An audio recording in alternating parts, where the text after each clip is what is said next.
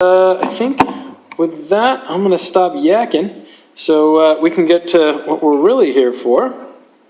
And that's Mr. Eyal Aklimi, Ph.D. He serves as the lead electronics innovator for Diamond Nanotechnologies from Boston, Massachusetts, where he oversees core product development of optical imaging instrumentation at qubits, NV centers in diamond nanoparticles. He recently graduated from Columbia University in New York, New York, and his research interests include circuits design, power electronics, semiconductor processing, and applied magnetism. Previously, he co-founded JUX, currently YCD Atmosphere, a multi-million-dollar music selection algorithms and systems company. I don't know whether to thank you or blame you. He has over 15 years of engineering experience across both industry and academia. Please join me in welcoming Eyal.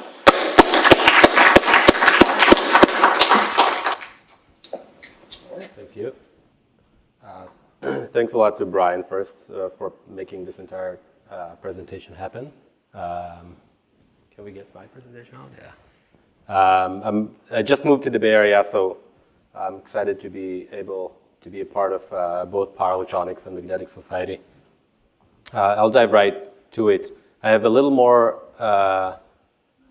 material to cover than time, as usual. So I'll kind of skip a few things here and there. Feel free to stop me. Also, a bunch of my business cards are here. Feel free to contact me afterwards. Either give me feedback, ask questions about things that you want me to elaborate on, etc. The topic is as we're trying to miniaturize power electronics, we also need to miniaturize the component that's probably the biggest there, which is the magnetic components. And apparently when we squeeze the magnetic components smaller, there's a lot of limitations and problems that arise. First of all, I'm going to very briefly, mostly for magnetics people, speak about why we even want to shrink power electronics, although I'll probably try to focus on things that are relevant and not repeat things that are obvious. Then talk about the transition from discrete to integrated inductors. How do we fabricate integrated inductors? What are available structures? What are the limitations that arise from shrinking them so much? And a comparison of modern day topologies. There are not too many. And conclude with some advanced topics and relevant aspects. So why do we want to squeeze or to shrink or to miniaturize power electronics? Is because size and speed are always tied together. If you want to make system faster, you have to make it smaller. If you want to make a system smaller, you want to make it faster. This has always been the case. In the case of power electronics, the goal is usually to just make the power distribution network deeper. So you want to run as high voltages as possible in the longer runs, and you want to convert the voltage from a high voltage to the IC or the consumer voltage as close as possible to the actual consumer. This is the way to both decrease losses, to decrease volume of system, and to make the system as a whole simpler. Efficiency is getting more popular recently because a lot of things run off of indispensable sources. So when something connects to the wall, then efficiency means that you have to dissipate some heat, and it's a pain. But when something runs off of your battery, if you can get a 50% increase in efficiency, it just runs longer. In addition, a lot of methods, concurrent methods to make electronics better, has to do with faster power electronics, being able to respond faster to demand. So the leading paradigm in power electronics currently is that the voltage regulator is a separate component. It could be in the form of a point of load regulator or a power management IC or a power supply in package that is mounted on the board next to the consumer IC. What I'm going to talk here mostly is about getting the voltage regulator into the chip. It could be either in the same package with the consumer IC, or it could be monolithically integrated using the same transistors as the IC. It first serves the purpose of making things smaller, and it has a huge advantage in saving I/O pins. All those I/O pins that connect the board to the chip to the board are a lot of them has to do with delivering power, and the reason that they have to deliver a lot of power is because voltages keep decreasing. If we can run higher voltages into the chip, we run, for the same power, run lower currents, so we can use less I/O pins. So just a bit of terminology.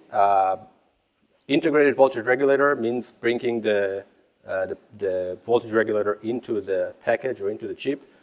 Fully integrated voltage regulator is a term that usually denotes that the same IC is used both for the power conversion and for whatever the chip is doing. Integrated voltage regulator and full integrated voltage regulator are usually limited in the input voltage.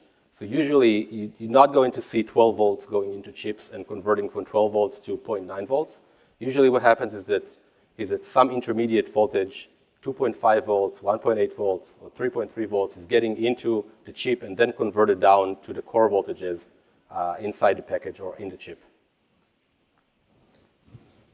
The way that this field is built now this is mostly for people in power electronics know this, but power conversion circuits are usually made of three major components.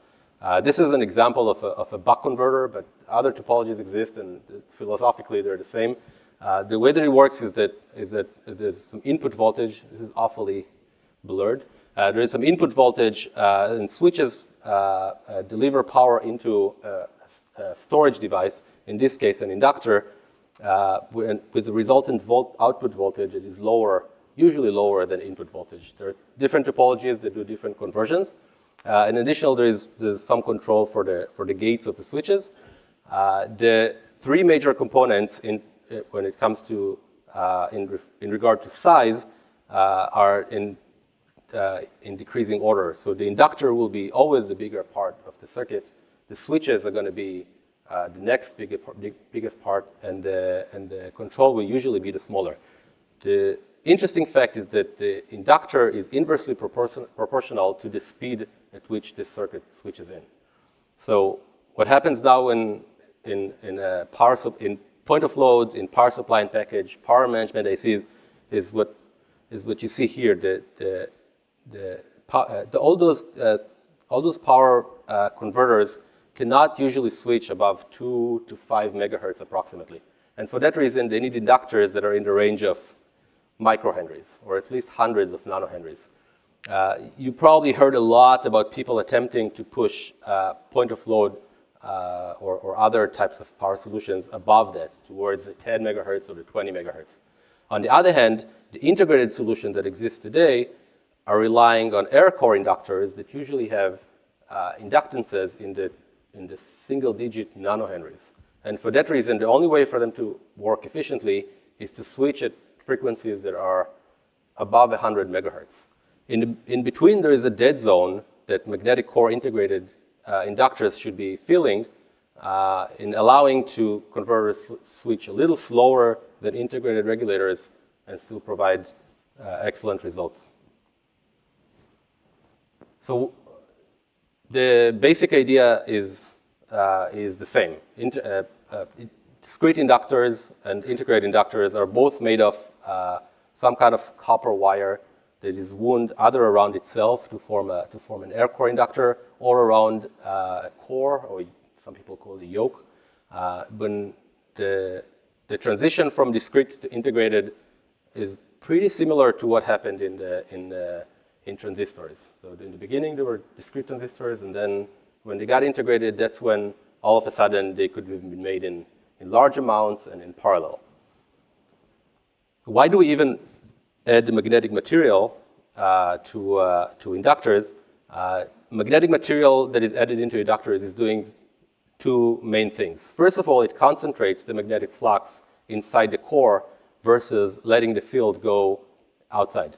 The second thing that it does is that magnetic material usually amplifies the amount of magnetic field that goes through the core. If you have an inductor, air core inductor, doesn't have any magnetic material that has a value of 1 microhenry, and you add a magnetic material with higher permeability, let's say permeability of 10, you'll get an inductor that has 10 microhenries. And then you can, of course, use smaller sizes. So this is the motivation to add magnetic materials. The motivations are the same for discrete inductors and for integrated inductors. So how do we fabricate inductors? So discrete inductors, we have to, I don't want to go into this too much because it's too much of a broad field. Generally, integrated inductors are just made by wounding wire. It's usually done with machines that know how to do this. It's usually a serial process where they're made one by one. The difference in integrated inductors is that they have to be made in ways that are similar to back end of the line metallization of ICs. So everything is made in planar sheets of metal that are patterned using photolithography or other patterning similar techniques. And the way to get volume is by creating layer over layer over layer with vias. It's kind of similar to the way that printed circuit boards are made. In the discrete case, there are a million ways to make the actual core. It could be a material that's being machined or pressed or sintered, or then there's a huge variety of materials. In the integrated case, there are exactly two ways to create magnetic materials or magnetic films. One way is by sputtering, the other way is by electroplating. I hope that I don't have to go into this because that's a bit of a larger topic. What exactly are they? So let's talk a little bit about structures. So the most obvious way that has been around for many years to make integrated inductors is just to take copper wire. Can you see my pointer? Okay. The most obvious way is to create a spiral inductor by just taking copper wire and patterning this in a spiral manner. This is an inductor. It's a good inductor. It doesn't have magnetic material. And because of its DC resistance and low inductance value, it's completely useless for power electronic purposes. It's mainly used for RF applications. The one exception to this is the case when only one thick layer of copper is made. I'll talk about this a little bit later.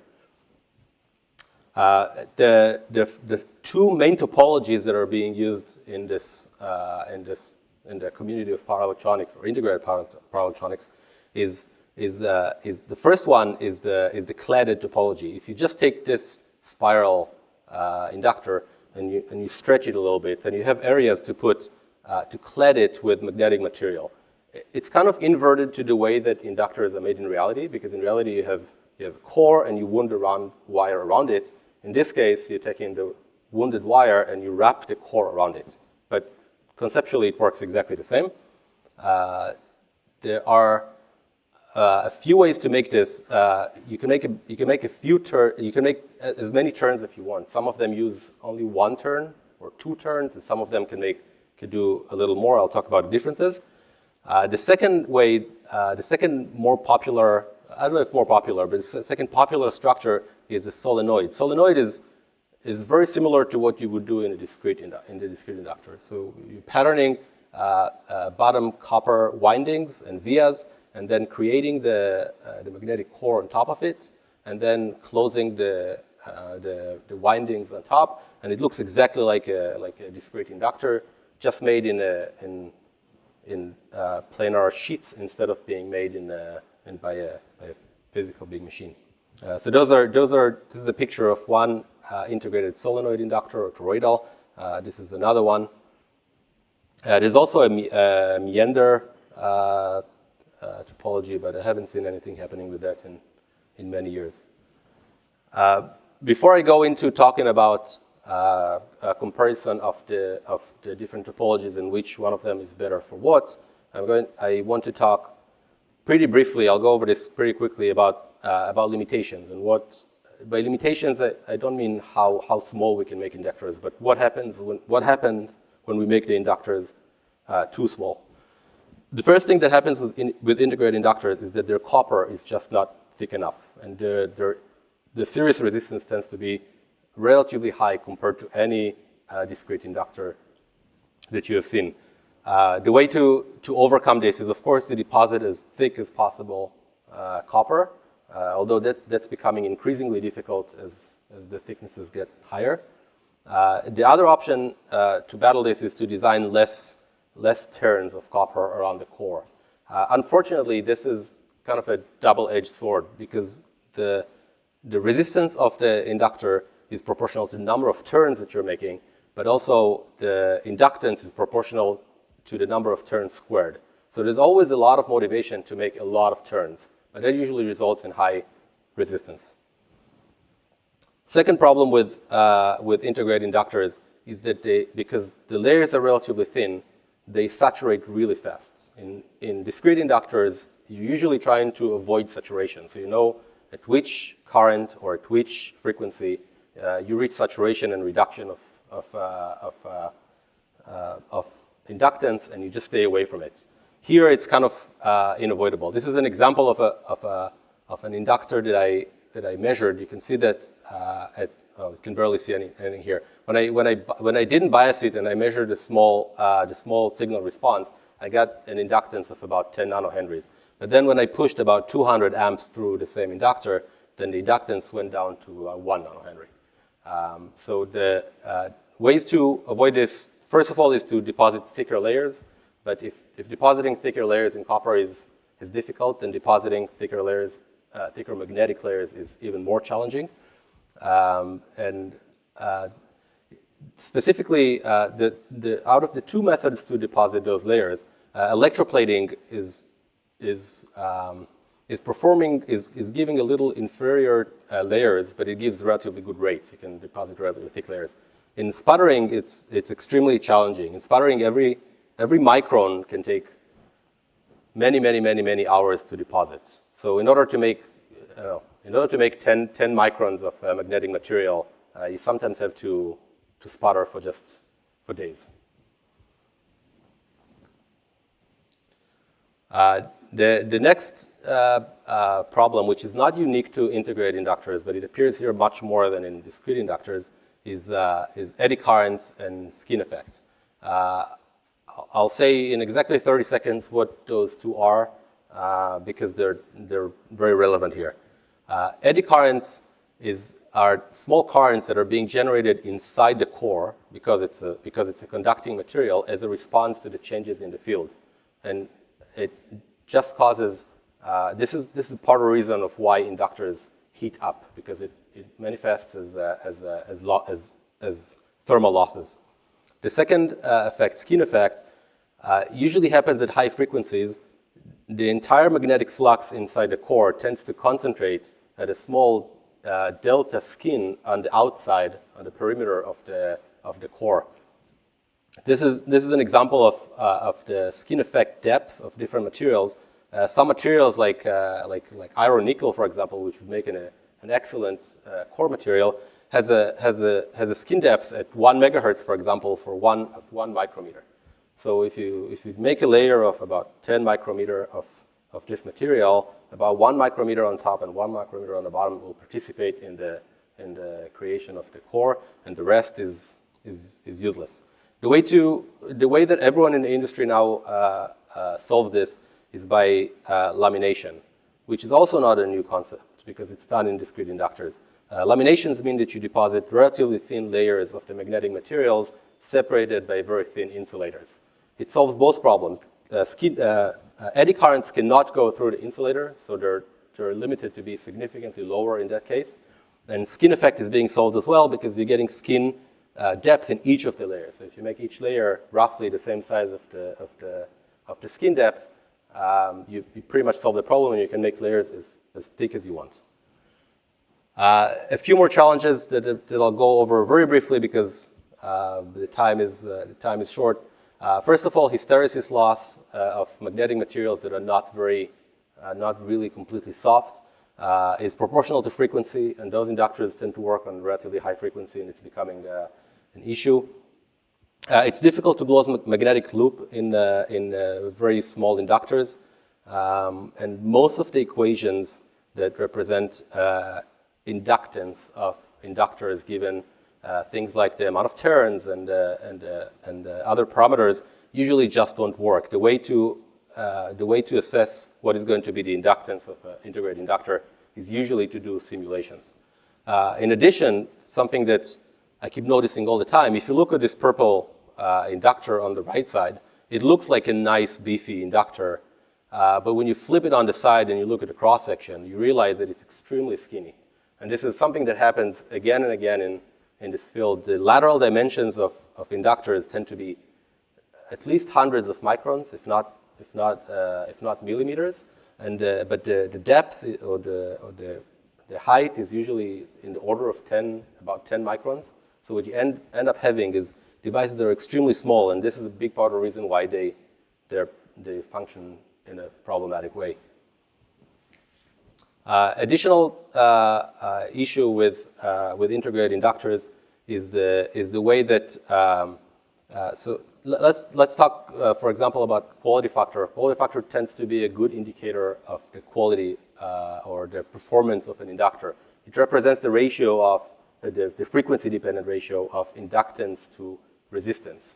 So a high quality factor will represent a good inductor with low resistance. And if the Q factor, for example, is in the range of 1, then or lower than 1, then the inductor looks more like a resistor than an inductor. So air core inductors, if you look at the plot of the quality factor of air core inductors, it's just monolithically increasing with frequency. So for air core inductors, you just work at a higher frequency as possible, and the Q factor gets better. But if you look at other inductors with magnetic material, you see that the peak quality factor that can be achieved is usually limited, and it's usually arriving at a very specific frequency. This is the highest purple line, for example, is an inductor that has 30 times the inductance of an air core inductor, which is great. You get 30 times more inductance. But at the same time, you're getting a quality factor of about 7, and it appears at a very specific frequency of about 10 megahertz. So if you take the same inductor and you operate it at 1 megahertz, and all of a sudden you have a Q factor that's lower than 1. What it means is that integrated inductors requires tailoring the inductor to the converter. You can't just make an inductor and use it for a random converter. It just doesn't work well.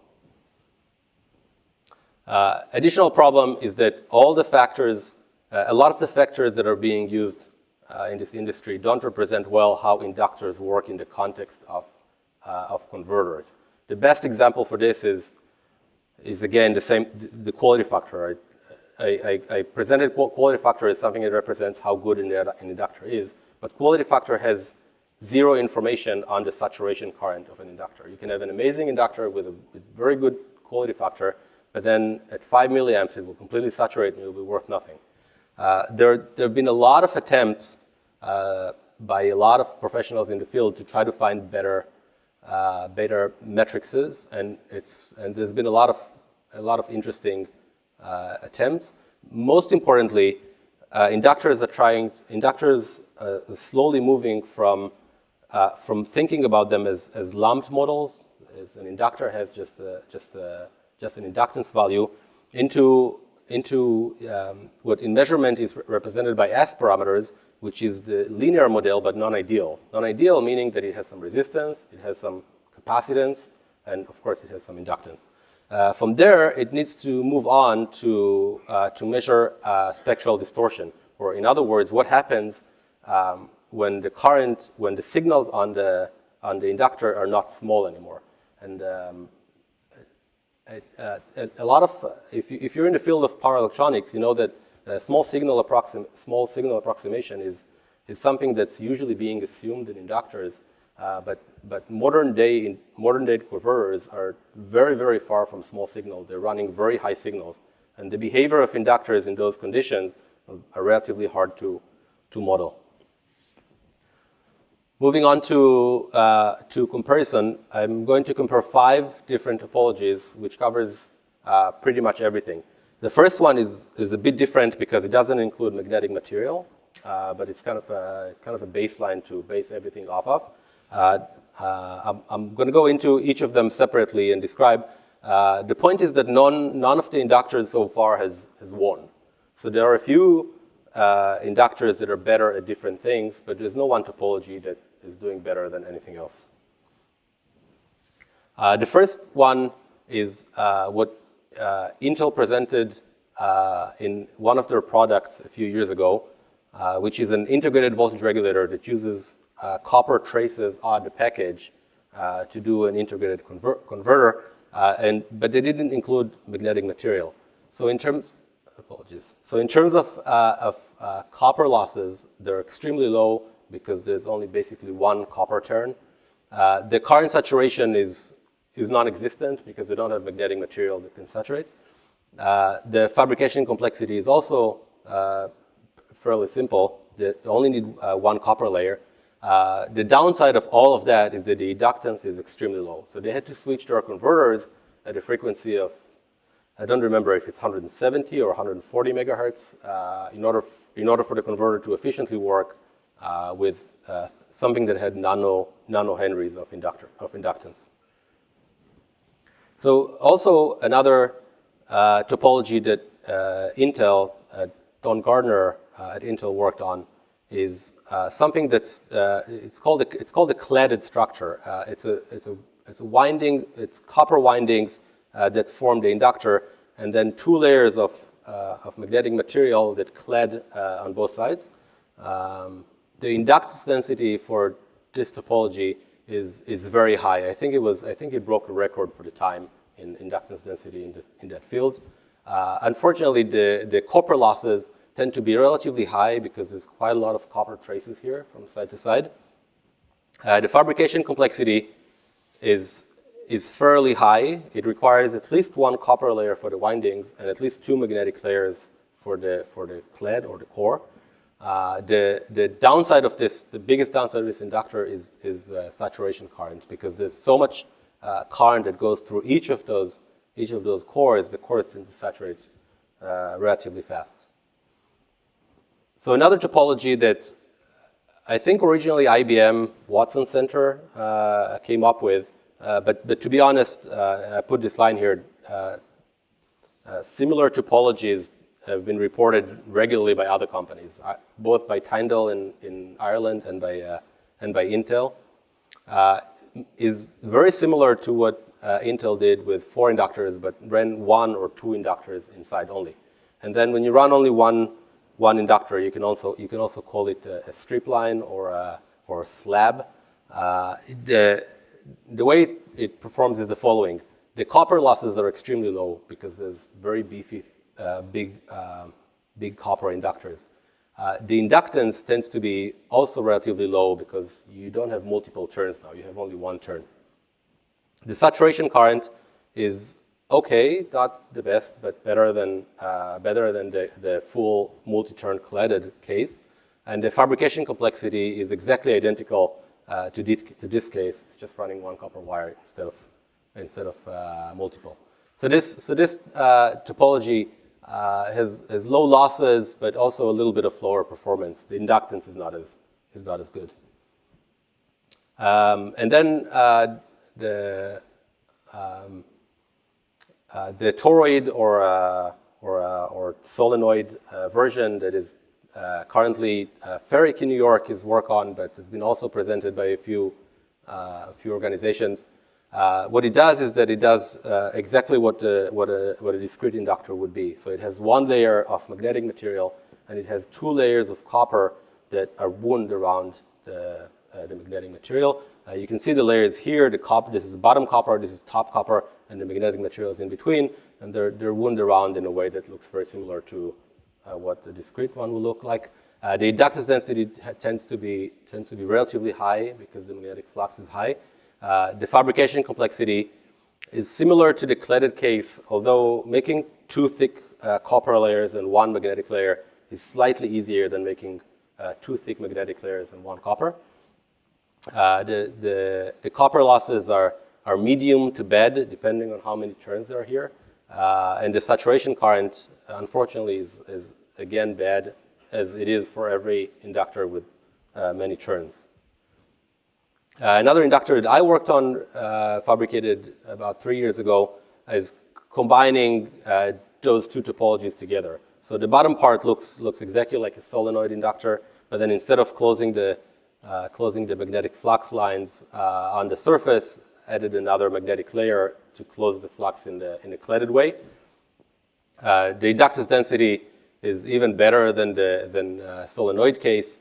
The copper losses are identical to the solenoid case. The saturation is higher because the magnetic flux is higher due to the better closure of the magnetic flux. The major drawback here is high fabrication complexity, because now you need both two very thick copper layers and two very thick magnetic layers. Just going to go over three advanced topics relatively fast. The first is that inductors are fighting with IOs on real estate on top of chips. So in the past, when chips had wire bonds, they had the whole area in the middle to fabricate inductors on. But nowadays, IOs on chips tend to spread all over the chip, and the area for inductors is vanishing. And since this trend is going to probably increase over time, I'm not sure how much space is left for inductors. For that reason, I have a feeling that maybe different approaches where the inductors are fabricated on interposer or sideways, maybe they'll be more popular over time. The second thing is a bit of an advanced topic, but it's very unique for integrated inductors, and I think it's very important to consider. When inductors work in high frequency, there's a benefit for the flux to go in the same direction as the hard axis of the magnetic material. Unfortunately, when rectangles of magnetic material are being deposited, naturally the easy axis of the material tends to align with the longer edge. So for that reason, all the integrated inductors that are made today, the right direction of anisotropy has to be induced. One way to do it is in situ while the deposition is happening. Applying strong field usually tends to apply to orient the magnetization. The other way that is probably the most popular way is annealing. So after deposition happens, the chip goes into high temperature chamber at a very high field, which aligns the anisotropy to the required orientation. The only downside with that is that a lot of chips don't like to be heated a lot. And it's becoming more and more challenging to be able to do proper annealing. Lastly, depositing thick magnetic materials is very challenging. There are two additive ways to do it and two subtractive ways to do this, and all of them are really difficult in the case of magnetization. In the case of magnetic materials, the easiest additive way to do it is to use photoresist, deposit, and do a liftoff. It's almost impossible in the case of sputtered materials. Doing electroplating through mask is a technology that has still not made it into manufacturing, and I wonder if it will ever. And all the subtractive methods, which include blanket depositing the whole layer and then removing where we don't want it to be, tend to work awfully with magnetic materials. Etching magnetic materials is extremely difficult. And doing CMP for CMP is, I think it's almost impossible for magnetic materials. Not that I don't think anyone has ever done that. That's challenging. There are a lot of interesting cases. This is an example of a picture of a bulk of a film of magnetic material with laminations. The bulk looks great and it looks awesome, but when you go to the side, you realize that all the layers are collapsing together in an ugly way. There's not a lot of way around this, and patterning magnetic materials, especially if they're laminated, is a big and complicated challenge. Those are two anecdotes that I wanted to bring. I don't think this is going to be relevant, but I saw this and I thought it was a really cool report. One group in Berkeley decided to molding of inductors. But they didn't fall into the trap of using a metallic ink for that. What they did is that they made a small little mold, and they injected silver epoxy and used that as an inductor, and even stick a little ferrite inside it, and it surprisingly functions relatively well. It's not going to make it into production, of course, because it's an extremely serial method, but I thought I should, I need to bring it. The other method, which is also, I think, really cool, a group from University of Illinois made an inductor, fabricated inductor on the surface, and then used some sort of sacrificial layer that they then etched away in a way that the entire inductor rolled and became what they called a microtube inductor.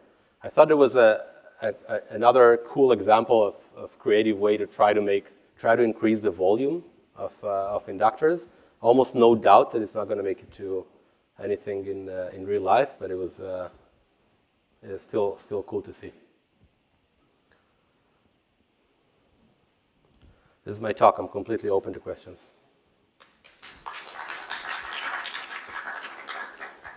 This is a question for you two as a pair.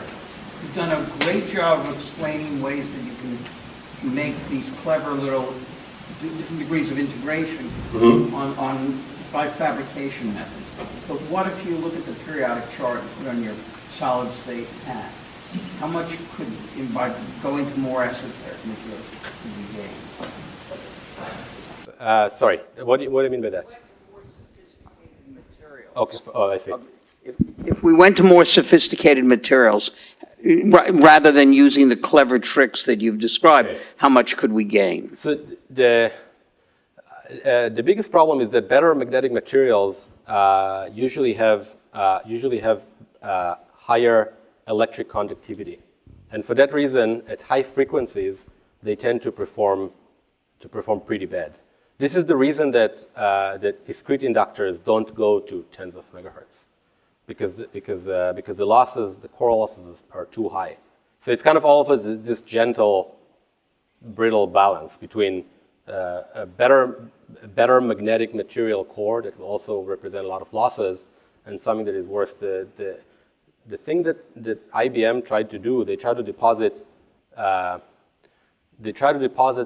cobalt tungsten phosphate, which is a material that is a soft magnetic material, but when they tried to use it as a primer for copper metallization, it just appeared to have awful conductivity. And they were like, they were stuck with it. They didn't know what to do with it. And then one day, someone said, hey, we need a high resistivity material for inductors. So they use the same material. It's an awful magnetic material, but it's also an awful conductor, and it works pretty well in suppressing eddy currents. Suppose our magnetic expert answers the same question from our point of view. Okay, that's it. If you had a flip chip on an FR4 substrate, would there be some reason why you wouldn't just put discrete inductors on the package itself, kind of like people often put decoupling caps right on the package? Why wouldn't you just put some discrete inductors on the package instead of integrating the inductors on the silicon chip? You're probably very right.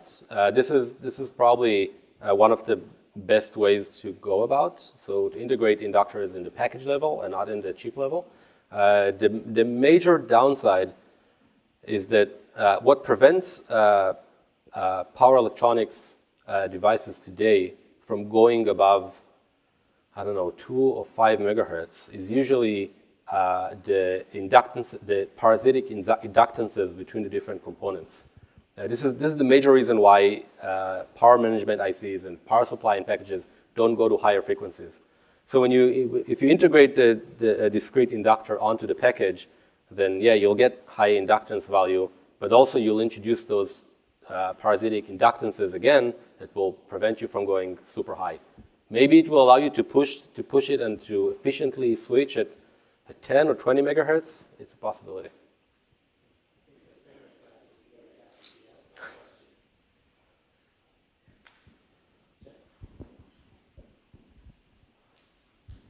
On one of your foils, just before the advanced foil, you talked about, I think, different grains or what was called anamorphic or something, types of magnetics where there is a certain... The easy axis and hard axis, Yeah, on the hard axis. Maybe you could explain that a little bit more. That's a little more advanced perhaps, but yeah, why sure. that makes a big difference. So this is how it goes. I'm not a big expert on magnetics, and I feel like there's people in the room that are more than I am. But magnetic materials tend to have easy axis and hard axis, and for various reasons, for integrated inductors that work at relatively high frequency. If they were working at low frequency, it would be different. But at relatively high frequency, the losses are significantly higher. Sorry, the loss is significantly lower if the magnetic magnetic flux inside the core is oriented with the hard axis and not with the easy axis. So in those toroid inductors, for example, the magnetic flux is going both horizontally and vertically, right? Because it has to close the whole loop. So if this is the hard axis of the material and this is the easy axis of the material, then it's kind of inevitable that in some parts it will go aligned with the hard axis, and some parts it will be aligned with the easy axis.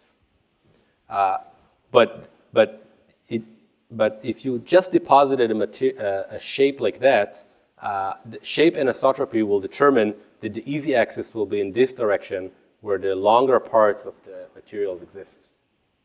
So for that reason, if you just deposited this material, the easy axis will be this axis, and then if you do annealing of the material in strong magnetic field in the perpendicular direction, you're inducing the easy axis in this direction, and it's better.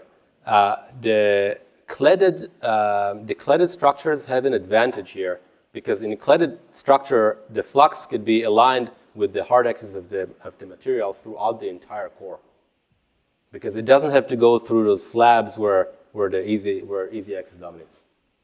I hope that makes sense. Anyone else? I have a question, Al.